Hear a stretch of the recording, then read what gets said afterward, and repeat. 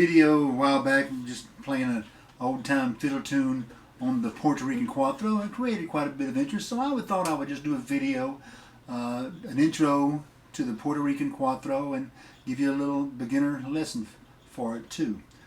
So let me talk about it. This is a Puerto Rican Cuatro. It was a gift from my in-laws, and it was built in a town close to my wife's hometown of Adjuntas in Puerto Rico, up in the hills. A beautiful, picturesque town Adjuntas is. It was in a town called Leres. It's L-A-R-E-S. My Puerto Rican friends will forgive the fact that I'm a gringo and can't pronounce these words. It's made out of two different types of woods. Okay, I'm going to attempt to pronounce the name of the wood. The top is made from what's called grumo, which is a local wood in that area. And the body and neck is one piece. It's all one piece. And it's made from a wood called guaraguro. I know I butchered those, but anyway, there, for whatever it's worth, there it is.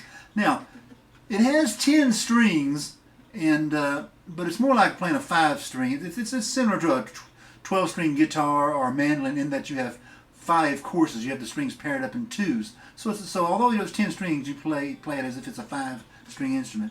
And anytime I play a stringed instrument, or I learn a stringed instrument, I always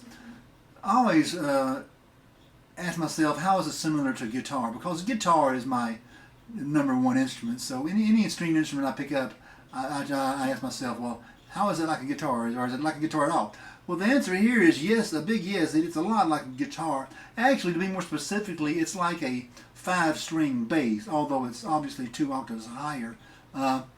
So you know, a 5-string bass has the notes B, and then it has E, A, D, G.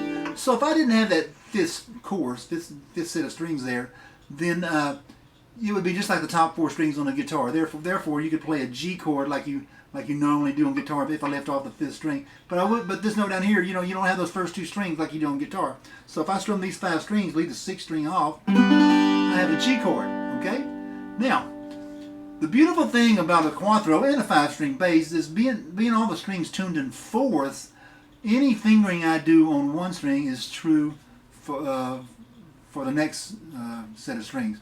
For example, that's a G chord there, which is the most common chord in the key of G.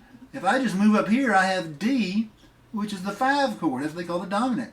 I can go back to your 1 chord, G, or I can go to your 4. So look what I've got here. I've got a 1 chord. Go move down the string. I have the 4, and I've got the 1, and then I've got the 5 there. So therefore, you just with those 2 little fingers, you can do things like.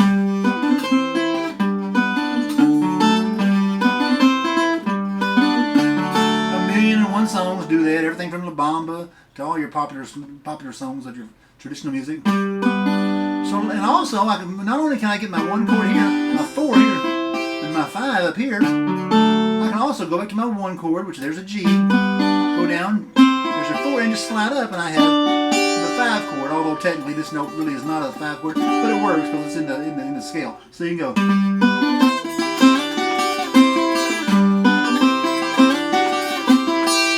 Or you can play like arpeggios, or you can strum.